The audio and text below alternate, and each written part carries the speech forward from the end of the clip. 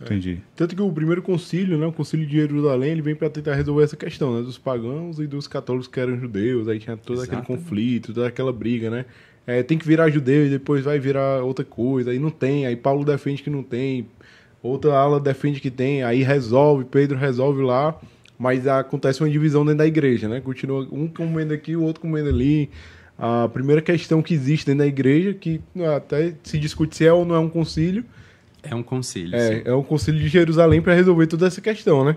Agora, um fato curioso sobre Paulo, que é o que mais me instiga, por exemplo, quando eu olho para São Paulo, é o fato de ele não ter visto o próprio Cristo ali, né? Não ter convivido com Jesus, como os discípulos conviveram, né? E isso coloca Paulo, talvez, a gente ali, num pé de igualdade ali. De ele contemplou o mistério, mas ele não viu o mistério vivo. E sem ver o mistério vivo, ele faz o que faz, né? Ele consegue galgar o que ele galopa ali, né? Fala, defendendo aquilo ali. E a gente também vive essa contemplação de, pô, a gente não viu Jesus ali, Jesus. A gente tem um mistério e vive em torno do mistério. Mas a gente não faz. Tem uma grande diferença aí, né? Então, esse ímpeto paulino ali de ir sempre além, e se resguardando com tudo que ele tinha, né? Porque Paulo não abre mão de ser romano, Paulo não abre mão de ser judeu, Paulo não abre mão de nada. Ele usa tudo que ele tem, e aí dentro das artimanhas, das armas que ele tem, ele luta com todas as armas que ele tem. Então como é que eu posso chegar mais longe? Como é que eu posso entrar naquela cidade? Então tinha todo um plano estratégico para cada cidade, né? Então ele não ia ao acaso, assim, ele não ia ao léu. Então quando a gente vai estudar São Paulo, você vê que ele tinha todo um plano, todo um passo a passo, ele arranjava um trabalho, ele fazia não sei o que, ele se apresentava. Então ele é, como a gente fala no bom Um cearense, estrategista. macaco velho, né?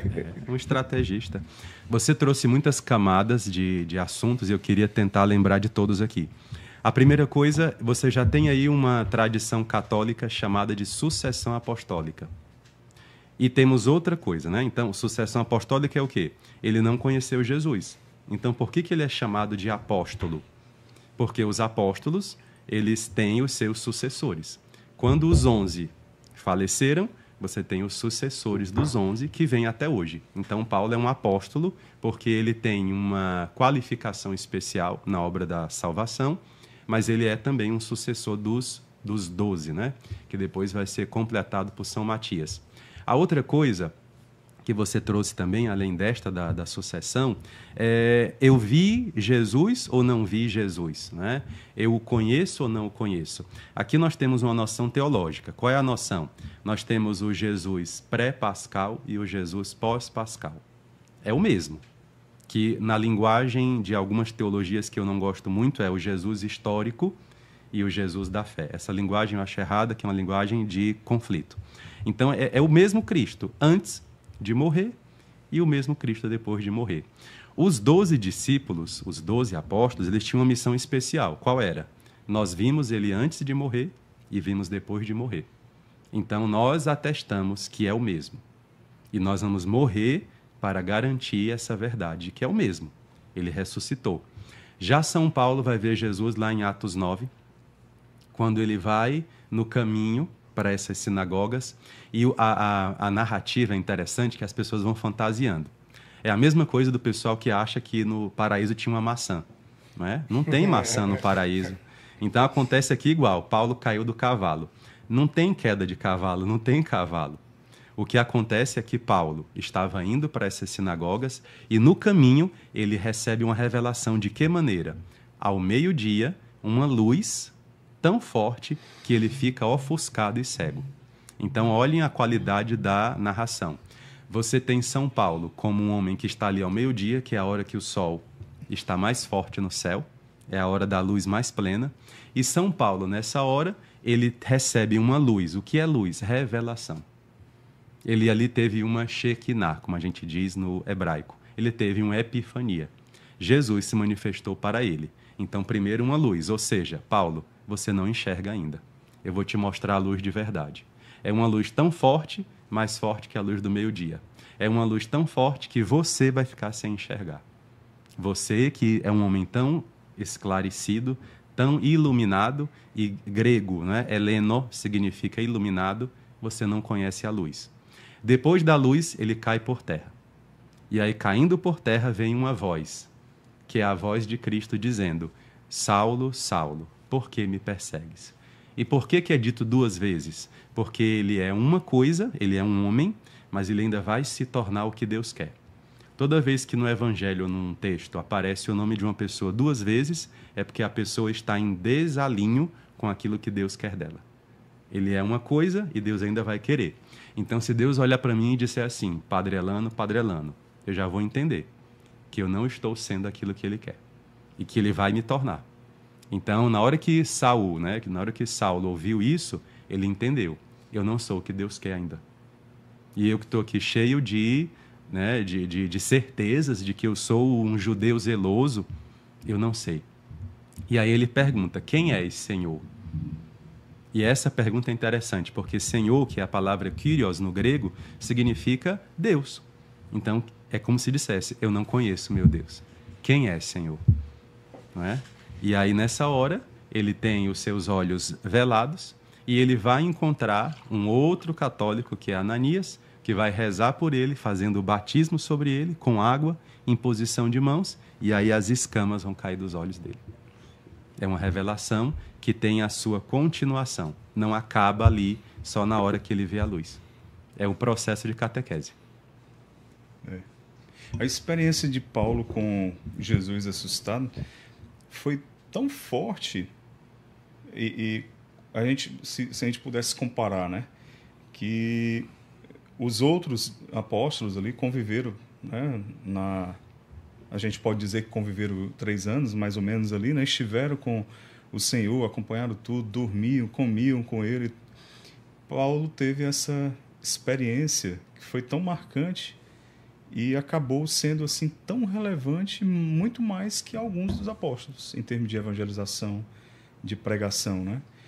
Daí a gente, pelo menos eu, na minha limitação aqui, eu concluo assim que qualquer um de nós, né? E quem ainda está para nascer, pode ser um grande missionário, uma grande evangelização a partir do batismo, a partir de uma experiência com Jesus assustado, né, Padre?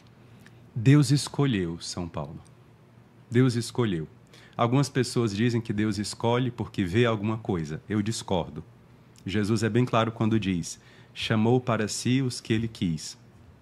Então Deus quer as pessoas. Eu digo, ele fala, é você. É um mistério. É um mistério que está entre a alma e Deus. Então Deus escolheu Paulo. E como escolheu Maria, como escolheu José. Exatamente o que eu ia dizer. E ele e Nossa Senhora e também São José têm uma coisa em comum. Não fala na Bíblia que São Paulo recebeu outra revelação. Como Nossa Senhora. O anjo só aparece para ela uma vez. E depois não aparece mais. E aquele momento foi suficiente para a vida inteira estar construída. Nós que somos dessa nossa geração, nós costumamos estar apegados a revelações. Sinais, tanto que, entre nós, quais são as religiões que mais crescem no mundo de hoje? São as religiões pentecostais e, fora do mundo católico, do mundo cristão, as religiões neopagãs que têm adivinhação. Isso. Porque as pessoas querem desperta ser guiadas. O interesse, né, do ser humano, né? As pessoas têm um fetiche, né, por isso. Tem duas coisas aí, Cavalcante, e aí é uma leitura que eu faço como teólogo. Primeiro, as pessoas querem se sentir especiais diante de Deus. Então, o fato de eles terem uma revelação é como se aquela divindade dissesse: sobre você, meus olhos estão pousados. E eu aprendi isso com São Padre Pio. São Padre Pio era um homem que tinha palavras de ciência e de profecias constantes. Tanto que nas cartas que eu estive lá na Itália, vocês vão, né? Vamos, se Deus quiser. É um espaço enorme só de cartas, muitas, e todas são cheias de profecias. E qual é a grande... Inclusive, isso também acontece na Paróquia da Glória. A gente, depois que acaba a missa, atende uma fila por 4 horas. E as pessoas querem ouvir palavras de revelação. E Deus revela. Por quê? Porque naquela hora é a pessoa dizendo: Deus sabe quem eu sou. Nós somos tão carentes de metafísica, nós somos tão carentes de saber que o mundo não é só aqui. Querendo ou não, o materialismo fere a gente. A gente acha, né, que o povo está feliz com coisas materiais, não estão. Então, na hora que a pessoa diz que Deus revela alguma coisa, a pessoa diz: Deus existe e olhou para mim. A outra questão é que nós estamos num mundo também onde as pessoas querem... Aí é uma questão negativa. Onde as pessoas querem coisas imediatas. E aí eu trouxe esse exemplo de São Paulo, Nossa Senhora e São José, porque Deus não tem a obrigação de te revelar coisa o dia todo. Senhor, eu devo lavar a minha louça? Senhor, eu devo ter filho? Tem coisas que ele já disse. A Tainara, devo casar com o Mateus, né? Não. Que é a noiva do Mateus. Mas lavar a louça Aí tem tem que um lavar. casamento para acontecer. esse o Mateusão aí vai ano, casar. esse esse Já ano. pediu em noivado, pelo menos? Padre, Já. 9 anos, padre. O que, é que você 9 acha anos. disso? 9 anos Eu de acho namoro. que é o último ano. Porque- Todo padre que chega aqui Porque puxa a 10 orelha dele. Novembro. O senhor vai ser convidado, viu, padre? Tá certo. Se Deus quiser. Então eu queria que a gente guardasse isso no coração, que isso nos dá tanta paz, tanta serenidade, não ficar correndo atrás de profecias. Se elas vierem, acolha.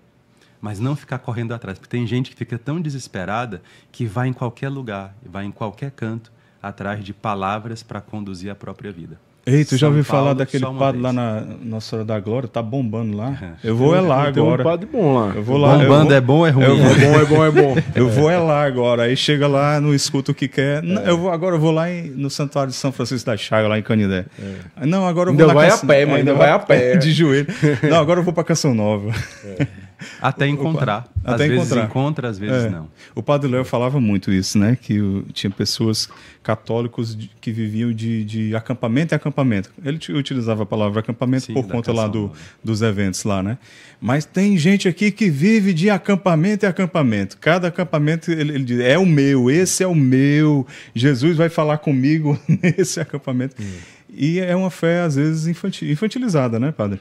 Jesus tem maneiras de falar conosco e, infelizmente, a nossa capacidade de ouvir depende da nossa maturidade.